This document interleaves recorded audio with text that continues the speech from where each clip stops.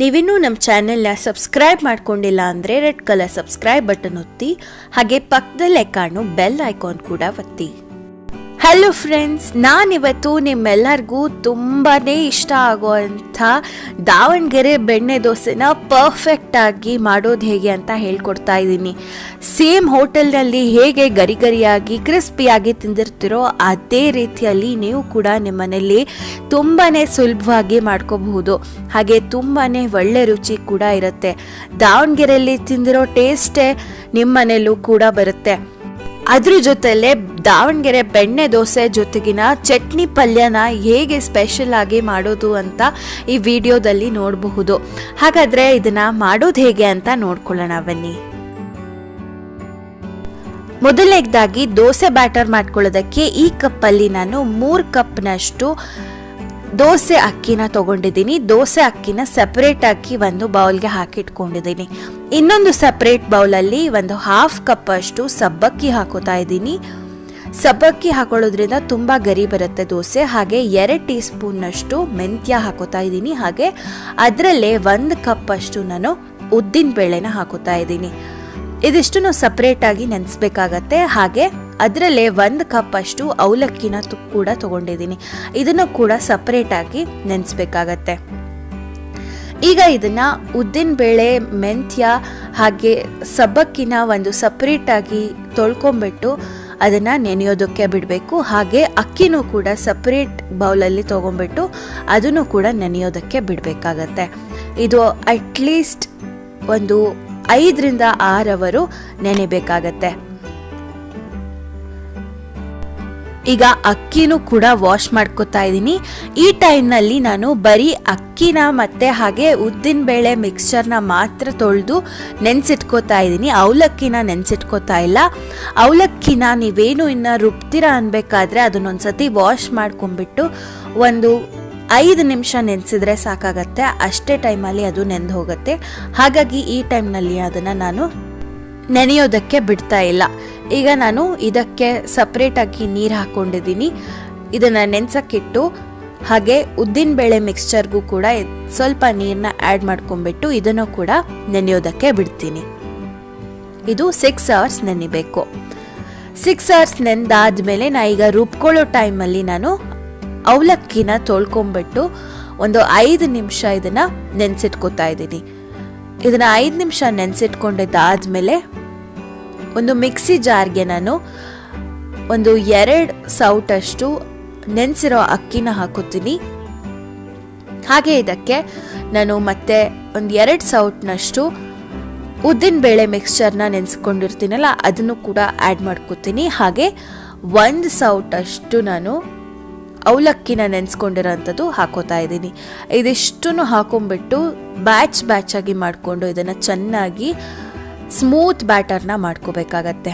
ತುಂಬಾ smooth batter ಮಾಡಿಕೊಂಡ್ರೆ ದೋಸೆ ಚೆನ್ನಾಗಿ ಬರುತ್ತೆ. ಈಗ ನೋಡಿ ಸ್ಮೂತ್ ಬ್ಯಾಟರ್ ಬಂದಿದೆ. ಇದನ್ನಿಷ್ಟನ್ನು ಬ್ಯಾಚ್ ಆಗಿ ಮಾಡಿಕೊಂಡು ನಾನು ರುಬ್ಬಿ ರೆಡಿ ಮಾಡಿ ಇಟ್ಕೊಂಡಿದ್ದೀನಿ. ಇನ್ನು 8 ಅವರ್ಸು ಫರ್ಮೆಂಟ್ ಮಾಡಬೇಕು. ಬೆಣ್ಣೆ ದೋಸೆಗೆ ಸ್ಪೆಷಲ್ ಆಗಿರೋ ಪಲ್ಯ ಮಾಡ್ಕೊಳ್ಳೋದಕ್ಕೆ ನಾನಿಲ್ಲಿ ಒಂದು ಪ್ಯಾನ್ನಲ್ಲಿ ನೀರಿಟ್ಕೊಂಡ್ಬಿಟ್ಟು ಇದಕ್ಕೆ ಉದ್ದಕ್ಕೆ ಹೆಚ್ಕೊಂಡಿರೋ ಅಂಥ ಈರುಳ್ಳಿನ ಹಾಕೋತಾ ಇದ್ದೀನಿ. ಈ ಪಲ್ಯಕ್ಕೆ ಈರುಳ್ಳಿನ ಫ್ರೈ ಮಾಡೋದಿಲ್ಲ, ಬೇಯಿಸ್ಕೋಬೇಕಾಗತ್ತೆ. ಇದನ್ನ ನೀರಲ್ಲಿ ಎಲ್ಲ ಈರುಳ್ಳಿನೂ ಉದ್ದಕ್ಕೆ ಹೆಚ್ಕೊಂಡಿರೋದನ್ನ ಹಾಕೊಂಡ್ಬಿಟ್ಟು ಇದಕ್ಕೆ ಸ್ವಲ್ಪ ಉಪ್ಪನ್ನ ಹಾಕೊಂಡ್ಬಿಟ್ಟು ಇದನ್ನು ಚೆನ್ನಾಗಿ ಸ್ಮೂತಾಗಿ ಬೇಯೋ ತನಕ ಇದನ್ನು ಚೆನ್ನಾಗಿ ಬೇಯಿಸ್ಕೋಬೇಕಾಗತ್ತೆ. ಬೇಯಿಸ್ಕೊಂಡ್ರೆ ಈರುಳ್ಳಿ ರೆಡಿ ಆಗತ್ತೆ. ಹಾಗೆ ನಾನು ಆಲೂಗಡ್ಡೆನೂ ಕೂಡ ರೆಡಿ ಮಾಡಿ ಇಟ್ಕೊಂಡಿದ್ದೀನಿ ಬೇಯಿಸ್ಕೊಂಡ್ಬಿಟ್ಟು. ಹಾಗೆ ಒಂದು ಪ್ಯಾನಲ್ಲಿ ನಾನು ಬೇಯಿಸ್ಕೊಂಡಿರೋ ಅಂಥ ಈರುಳ್ಳಿನ ನೀರನ್ನೆಲ್ಲ ಶೋಧಿಸ್ಕೊಂಡ್ಬಿಟ್ಟು ಒಂದು ಪ್ಯಾನ್ಗೆ ಹಾಕೋತಾ ಇದ್ದೀನಿ. ಅಕಸ್ಮಾತ್ ಇದರಲ್ಲಿ ನೀರಿತ್ತು ಅಂತ ಅನಿಸಿದ್ರೆ ಮಾತ್ರ ನಿಮಗೆ ಒಂದು ಸ್ವಲ್ಪ ಅದನ್ನು ನೀರು ಹೋಗೋ ತನಕ, ಆ ನೀರು ಹಿಂಗೋ ತನಕನೂ ಒಲೆ ಹಚ್ಕೊಂಡ್ಬಿಟ್ಟು ಅದನ್ನು ಸ್ವಲ್ಪ ನೀರು ಹಿಂಗೋದಕ್ಕೆ ಬಿಡಬೇಕು. ನಾ ಇಲ್ಲಿ ಸ್ವಲ್ಪ ನೀರಿರೋದಕ್ಕೆ ಕಾರಣ ಇದನ್ನು ಸ್ವಲ್ಪ ನೀರು ಹಿಂಗೋದಕ್ಕೆ ಬಿಟ್ಟು ಆಮೇಲೆ ಮ್ಯಾಶ್ ಮಾಡಿ ರೆಡಿ ಮಾಡಿಟ್ಕೊಂಡಿರೋ ಅಂಥ ಆಲೂಗಡ್ಡೆನ ಹಾಕೋತಾ ಇದ್ದೀನಿ. ಇದಕ್ಕೆ ಎಣ್ಣೆ, ಒಗ್ಗರಣೆ ಏನೂ ಬೇಕಾಗೋದಿಲ್ಲ. ಇದಕ್ಕೆ ಬೇಯಿಸ್ಕೊಂಡಿರೋ ಅಂಥ ಆಲೂಗಡ್ಡೆ ಹಾಗೆ ಬೇಯಿಸಿಟ್ಕೊಂಡಿರೋ ಅಂಥ ಈರುಳ್ಳಿನ ಒಂದು ಪ್ಯಾನ್ಗೆ ಹಾಕ್ಕೊಂಡು ಚೆನ್ನಾಗಿ ಇದೆರಡೂ ಮಿಕ್ಸ್ ಮಾಡಿ ಇದಕ್ಕೆ ಚೆನ್ನಾಗಿ ಮಿಕ್ಸ್ ಮಾಡ್ಕೊಂಡಿದ್ದಾದ್ಮೇಲೆ ಇದಕ್ಕೆ ನೀವು ರುಚಿಗೆ ತಕ್ಕಷ್ಟು ಉಪ್ಪನ್ನು ಹಾಕ್ಕೊಂಡು ರೆಡಿ ಮಾಡಿ ಇಟ್ಕೊಂಡ್ರೆ ಸಖತ್ತಾಗಿರೋ ಸ್ಪೆಷಲ್ ಪಲ್ಯನೇ ರೆಡಿ ಆಗತ್ತೆ. ತುಂಬಾ ಮಾಡೋದಕ್ಕೂ ಈಸಿ, ಹಾಗೆ ತುಂಬಾ ರುಚಿಯಾಗಿ ಕೂಡ ಇರುತ್ತೆ. ನೋಡಿ, ಇದನ್ನು ಚೆನ್ನಾಗಿ ಈರುಳ್ಳಿ ಹಾಗೆ ಆಲೂಗಡ್ಡೆ ಬೆರೆಯೋ ತನಕ ಇದನ್ನು ಚೆನ್ನಾಗಿ ಮಿಕ್ಸ್ ಮಾಡ್ಕೋಬೇಕು. ಹಾಗೆ ಇದಕ್ಕೆ ನಾನು ರುಚಿಗೆ ತಕ್ಕಷ್ಟು ಉಪ್ಪನ್ನು ಕೂಡ ಆ್ಯಡ್ ಮಾಡ್ಕೋತಾ ಇದ್ದೀನಿ. ಉಪ್ಪನ್ನು ಆ್ಯಡ್ ಮಾಡಿಕೊಂಡು ಇದನ್ನು ಚೆನ್ನಾಗಿ ಒಂದ್ಸತಿ ಮಿಕ್ಸ್ ಮಾಡ್ಕೋಬೇಕು.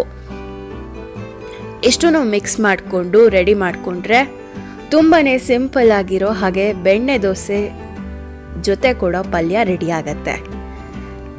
ಈಗ ಚಟ್ನಿ ಮಾಡ್ಕೊಳ್ಳೋದಕ್ಕೆ ಸೀಕ್ರೆಟ್ ಅಂದರೆ, ಅದೇ ಥರ ಚಟ್ನಿ ಬರಬೇಕು ಅಂದರೆ ಮೆಣಸಿನ್ಕಾಯಿನ ಹುರ್ಕೊಳ್ದಲೆ ಹಾಗೆ ಹಾಕ್ದಲೆ ಒಂದು ಪ್ಯಾನ್ನಲ್ಲಿ ನೀರಿಟ್ಕೊಂಡ್ಬಿಟ್ಟು ಮೆಣಸಿನ್ಕಾಯಿ ಅಷ್ಟನ್ನು ಬೇಯಿಸ್ಕೋಬೇಕಾಗತ್ತೆ. ಇದೇ ಸೀಕ್ರೆಟು ಆ ಚಟ್ನಿ ಟೇಸ್ಟ್ ಬರೋದಕ್ಕೆ. ಬೇಯಿಸ್ಕೊಂಡಿದ್ದಾದಮೇಲೆ ಒಂದು ಮಿಕ್ಸಿ ಜಾರ್ಗೆ ನಾನು ತೆಂಗಿನಕಾಯಿ ತುರಿನ ಹಾಕೋತಾ ಇದ್ದೀನಿ. ತೆಂಗಿನಕಾಯಿ ತುರಿ ತುಂಬಾ ಹಾಕ್ಕೊಂಡ್ರೆ ತುಂಬಾ ಟೇಸ್ಟಿಯಾಗಿರುತ್ತೆ. ಇಲ್ಲಿ ತೆಂಗಿನಕಾಯಿ ತುರಿ ಹಾಕೊಂಡಾದ್ಮೇಲೆ ಇದಕ್ಕೆ ನಾನು ರುಚಿಗೆ ತಕ್ಕಷ್ಟು ಉಪ್ಪನ್ನ ಕೂಡ ಆ್ಯಡ್ ಮಾಡ್ಕೋತಾ ಇದ್ದೀನಿ. ಉಪ್ಪನ್ನ ಆ್ಯಡ್ ಮಾಡ್ಕೊಂಡಿದ್ದಾದ್ಮೇಲೆ ಇದಕ್ಕೆ ಚಟ್ನಿಗೆ ಇನ್ನೊಂದು ಸೀಕ್ರೆಟ್ ಇಂಗ್ರೀಡಿಯೆಂಟ್ ಅಂದರೆ ಏಲಕ್ಕಿ. ಈ ಏಲಕ್ಕಿನ ಒಂದು ಚೂರು ಹಾಕೊಂಡ್ರೆ ಸಾಕಾಗತ್ತೆ, ತುಂಬಾ ಫ್ಲೇವರ್ ಕೊಡುತ್ತೆ, ಅದೇ ಟೇಸ್ಟ್ ಕೂಡ ಕೊಡುತ್ತೆ. ಏಲಕ್ಕಿ ಹಾಕ್ಕೊಂಡು ನಾವು ಇದಿಷ್ಟು ಆದಮೇಲೆ ಇದಕ್ಕೆ ನಾನು ಬೇಯಿಸಿಟ್ಕೊಂಡಿರೋ ಅಂಥ ಮೆಣಸಿನ್ಕಾಯಿನ ಕೂಡ ಹಾಕೋತಾ ಇದ್ದೀನಿ. ಬೆಣ್ಣೆ ದೋಸೆ ಚಟ್ನಿ ಖಾರ ಇರುತ್ತೆ, ನೀವು ತಿಂದಿರಬಹುದು.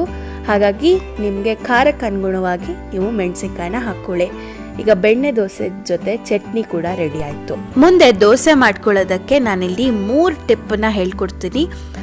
ಮೊದಲನೇ ಟಿಪ್ ಏನಪ್ಪ ಅಂದರೆ, ದೋಸೆ ಬ್ಯಾಟರ್ನ ರೆಡಿ ಮಾಡಿ ಇಟ್ಕೊಂಡಿದ್ದೀನಿ. ಅದಕ್ಕೆ ನಾನು ಒಂದು 1/2 ಕಪ್ ಅಷ್ಟು ನೀರನ್ನು ಆ್ಯಡ್ ಮಾಡ್ಕೋತಾ ಇದ್ದೀನಿ. ನೀವು ಮಾಮೂಲಿ ದೋಸೆ ಮಾಡೋದಕ್ಕಿಂತ ಈ ಬೆಣ್ಣೆ ದೋಸೆ ಮಾಡೋ ಅಂಥ ಬ್ಯಾಟರು ಸ್ವಲ್ಪ ನೀರಾಗಿ ಇರಬೇಕಾಗತ್ತೆ. ನೀರು ದೋಸೆಗಿನ್ನ ಸ್ವಲ್ಪ ಗಟ್ಟಿಯಾಗಿ, ಹಾಗೆ ಮಾಮೂಲಿ ದೋಸೆ ಮಾಡೋದಕ್ಕಿಂತ ನೀರಾಗಿ ಈ ಬ್ಯಾಟರ್ ಇರಬೇಕಾಗತ್ತೆ. ಹಾಗೆ ಇದಕ್ಕೆ ರುಚಿಗೆ ತಕ್ಕಷ್ಟು ಉಪ್ಪನ್ನು ಕೂಡ ಆ್ಯಡ್ ಮಾಡ್ಕೋತಾ ಇದ್ದೀನಿ. ಮೊದಲನೇ ಟಿಪ್ಪು ಹಿಟ್ಟು ನೀರಾಗಿರಬೇಕು. ಎರಡನೇ ಟಿಪ್ಪು ಮುಂದೆ ಹೇಳ್ಕೊಡ್ತೀನಿ. ಇದಿಷ್ಟು ಬ್ಯಾಟರ್ನ ರೆಡಿ ಮಾಡಿ ಚೆನ್ನಾಗಿ ಉಪ್ಪಿನ ಜೊತೆಗೆ ಮಿಕ್ಸ್ ಮಾಡಿಕೊಂಡು ರೆಡಿ ಮಾಡಿ ಇಟ್ಕೋಬೇಕು. ಈಗ ಒಂದು ಪ್ಯಾನ್ಗೆ ಹಿಟ್ಟನ್ನು ಹೀಗೆ ಹಾಕೊಂಡ್ಬಿಟ್ಟು ಸ್ವಲ್ಪನೇ ಆ್ಯಡ್ ಮಾಡ್ಕೊಂಡ್ಬಿಟ್ಟು ಹೀಗೆ ಚೆನ್ನಾಗಿ ಸ್ಪ್ರೆಡ್ ಮಾಡಿದ್ರೆ ಈವನ್ ಆಗಿ ಸ್ಪ್ರೆಡ್ ಮಾಡಬೇಕು. ಸ್ಪ್ರೆಡ್ ಮಾಡಿಕೊಂಡ್ರೆ ಈ ಥರ ಗುಳ್ಳೆ ಗುಳ್ಳೆ ಆಗಿ ಬರಬೇಕು, ಅಷ್ಟು ಕನ್ಸಿಸ್ಟೆನ್ಸಿಯಲ್ಲಿ ಹಿಟ್ಟಿರಬೇಕು. ಹಾಗೆ ಇದಕ್ಕೆ ಬೆಣ್ಣೆನ ಫಸ್ಟ್ಗೆ ಆ್ಯಡ್ ಮಾಡ್ಕೊಂಡ್ಬಿಟ್ಟು ಸ್ವಲ್ಪನೇ ಎಲ್ಲ ಕಡೆಗೂ ಬೆಣ್ಣೆ ಹೋಗೋ ಥರ ಎಲ್ಲ ಕಡೆನೂ ಸ್ವಲ್ಪನೇ ಬೆಣ್ಣೆನ ಹಾಕೋತಾ ಇದ್ದೀನಿ.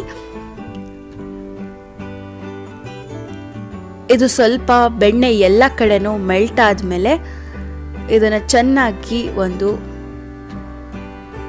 ಈ ಮೊಗಚೆಕಾಯಿ ಅಂತ ಹೇಳ್ತಾರಲ್ಲ ಅದರಿಂದ ಎಲ್ಲ ಕಡೆನೂ ಸ್ಪ್ರೆಡ್ ಮಾಡ್ಕೊಂಡ್ಬಿಟ್ಟು ಆಲ್ಮೋಸ್ಟ್ ಇದನ್ನು ಲೋ ಫ್ಲೇಮಲ್ಲಿ ಮಾಡ್ಕೋಬೇಕಾಗತ್ತೆ. ಲೋ ಫ್ಲೇಮಲ್ಲಿ ಮಾಡಿಕೊಂಡ್ರೆ ತುಂಬಾ ಕ್ರಿಸ್ಪಿಯಾಗಿ ಕೂಡ ಬರುತ್ತೆ. ಹಾಗೆ ಈ ಬೆಣ್ಣೆ ಎಲ್ಲ ಕರಗಿದ್ದಾದ್ಮೇಲೆ ಈಗ ಇದನ್ನು ಕೆಳಗಡೆ ಸ್ವಲ್ಪ ಕಲರ್ ಬಂದಿರುತ್ತೆ. ಈಗ ಇದನ್ನು ನಾನು ಫ್ಲಿಪ್ ಮಾಡ್ಕೋತಾ ಇದ್ದೀನಿ. ತಿರುಗಿಸ್ಕೊಂಡ್ಬಿಟ್ಟು ಇನ್ನೊಂದು ಕಡೆ ಕೂಡ ಬೇಯಿಸ್ಕೊತೀನಿ. ಇನ್ನೊಂದು ಕಡೆ ಕೂಡ ಕಲರ್ ಬರೋ ತನಕನೂ ಇದನ್ನು ಲೋ ಫ್ಲೇಮ್ನಲ್ಲೇ ಇಟ್ಕೊಂಡು ಬೇಯಿಸ್ಕೋಬೇಕಾಗತ್ತೆ. ಯಾವುದೇ ಕಾರಣಕ್ಕೂ ಹೈ ಫ್ಲೇಮಲ್ಲಿ ಇರಬಾರ್ದು. ಹಾಗೆ ಇದನ್ನು ಮತ್ತೆ ತೆಕ್ಕೊಂಡು ಇನ್ನೊಂದು ಕಡೆ ಫ್ಲಿಪ್ ಮಾಡಿಕೊಂಡು ಇದಕ್ಕೆ ಎರಡನೇ ಟಿಪ್ ಅಂದರೆ, ಈ ಥರ ಒಂದು ಸತಿ ಆದಮೇಲೆ ಬೆಣ್ಣೆ ಹಾಕ್ಕೊಂಡಿದ್ದಾದಮೇಲೆ ಎರಡನೇ ಸತಿ ಕೂಡ ಫ್ಲಿಪ್ ಮಾಡ್ಕೊಂಡ್ಬಿಟ್ಟು ಇದಕ್ಕೆ ಮತ್ತೆ ಬೆಣ್ಣೆ ಹಾಕ್ಕೊಂಡು ಬೇಯಿಸ್ಕೊಂಡ್ರೆ ಸಖತ್ತಾಗಿ ಕ್ರಿಸ್ಪಿಯಾಗಿರೋ ಬೆಣ್ಣೆ ದೋಸೆ ರೆಡಿ ಆಗತ್ತೆ. ಅಕಸ್ಮಾತ್ ನಾವು ಬೆಣ್ಣೆ 2 ಸತಿ ಯೂಸ್ ಮಾಡಲ್ಲ ಅನ್ನೋದಾದರೆ ಈ ಥರ ಹಿಟ್ಟನ್ನು ಹಾಕೊಂಡ್ಬಿಟ್ಟು ಮೊದಲನೇ ಸತಿ ಈ ಥರ ಎಲ್ಲ ಚೆನ್ನಾಗಿ ಗುಳ್ಳೆ ಬಂದರೆ ಅದು ಪರ್ಫೆಕ್ಟ್ ಕನ್ಸಿಸ್ಟೆನ್ಸಿ ಬೆಣ್ಣೆ ದೋಸೆದು. ಹೀಗೆ ಮೊದಲನೇ ಸತಿ ನಾನು ಇನ್ನೊಂದು ತೋರಿಸ್ತಾ ಇದ್ದೀನಿ. ತುಪ್ಪ ಹಾಕೋತಾ ಇದ್ದೀನಿ. ಮೊದಲನೇ ಬಾರಿಗೆ ತುಪ್ಪ ಹಾಕೊಂಡ್ಬಿಟ್ಟು ಫಸ್ಟ್ ಟೈಮ್ಗೆ ಬೇಯಿಸ್ಕೊತಾ ಇದ್ದೀನಿ. ಅದೇ ಪ್ರೊಸೀಜರಲ್ಲೇ ಇದನ್ನು ಎಲ್ಲ ಕಡೆ ಸ್ಪ್ರೆಡ್ ಮಾಡಿಕೊಂಡು ಇನ್ನೊಂದು ಕಡೆ ತಿರುಗಿಸಿ ಹಾಕೊಂಡ್ಬಿಟ್ಟು ಇನ್ನೊಂದು ಕಡೆ ಕೂಡ ಸ್ವಲ್ಪ ಕಲರ್ ಬರೋ ತನಕ ಇದನ್ನು ಬೇಯಿಸ್ಕೋಬೇಕು. ಮತ್ತೆ ಇದನ್ನು ಇನ್ನೊಂದು ಸತಿ ಫ್ಲಿಪ್ ಮಾಡ್ಕೊಂಡ್ಬಿಟ್ಟು ಬೆಣ್ಣೆ 2 ಸತಿ ತಿನ್ನೋದಿಲ್ಲ ಅನ್ನೋದಾದರೆ ಈ ಟೈಮಲ್ಲಿ 2ನೇ ಸತಿ ಬೇಯಿಸ್ಕೋಬೇಕಾದ್ರೆ ನಾನು ಬೆಣ್ಣೆ ಆ್ಯಡ್ ಮಾಡ್ಕೋತಾ ಇದ್ದೀನಿ. ಈ ಥರ ತುಪ್ಪ ಬೆಣ್ಣೆನ 2 ಮಿಕ್ಸ್ ಮಾಡಿ ಕೂಡ ಈ ಬೆಣ್ಣೆ ದೋಸೆನ ನೀವು ಮನೆಯಲ್ಲೇ ಮಾಡ್ಕೋಬಹುದು. ಈ ಟೈಮಲ್ಲಿ 2ನೇ ಸತಿ ನೀವು ಬೆಣ್ಣೆ ಹಾಕ್ಕೊಂಡಾಗ ಹೈ ಫ್ಲೇಮಲ್ಲಿ ಇಟ್ಕೊಂಡು ಇದನ್ನು ಬೇಯಿಸ್ಕೋಬೇಕಾಗತ್ತೆ. ಆಗ ಆ ಕ್ರಿಸ್ಪಿನೆಸ್ ಬರುತ್ತೆ. ಬೆಣ್ಣೆ ದೋಸೆ ಹೋಟ್ಲಲ್ಲಿ ಆಲ್ಮೋಸ್ಟ್ ಇದೇ ಥರ ಮಾಡ್ತಾರೆ. ಆದ್ದರಿಂದ ನೀವು ಕೂಡ ಇದೇ ಟಿಪ್ಸ್ನ ಯೂಸ್ ಮಾಡಿಕೊಂಡು ಇದೇ ಥರ ಮಾಡಿದ್ರೆ ಕ್ರಿಸ್ಪಿಯಾಗಿರೋ ಬೆಣ್ಣೆ ದೋಸೆ ನೀವು ಕೂಡ ಹೋಟೆಲ್ ಸ್ಟೈಲ್ನಲ್ಲೇ ಮಾಡ್ಕೋಬಹುದು. ನೋಡಿ ಎಷ್ಟು ಕಲರ್ ಬಂದಿದೆ, ಹಾಗೆ ತುಂಬಾ ಕ್ರಿಸ್ಪಿಯಾಗಿ ಕೂಡ ಬಂದಿದೆ. ಸೊ ಇಷ್ಟನ್ನ ಮಾಡಿಕೊಂಡ್ರೆ ಸಖತ್ತಾಗಿರೋ ಬೆಣ್ಣೆ ದೋಸೆ ಹೋಟ್ಲಲ್ಲಿ ನೀವು ತಿಂದಿರೋ ಅಂಥ ಬೆಣ್ಣೆ ದೋಸೆನ ನಿಮ್ಮ ಮನೆಯಲ್ಲೂ ಕೂಡ ತುಂಬಾ ಈಸಿಯಾಗಿ ಮಾಡ್ಕೋಬಹುದು.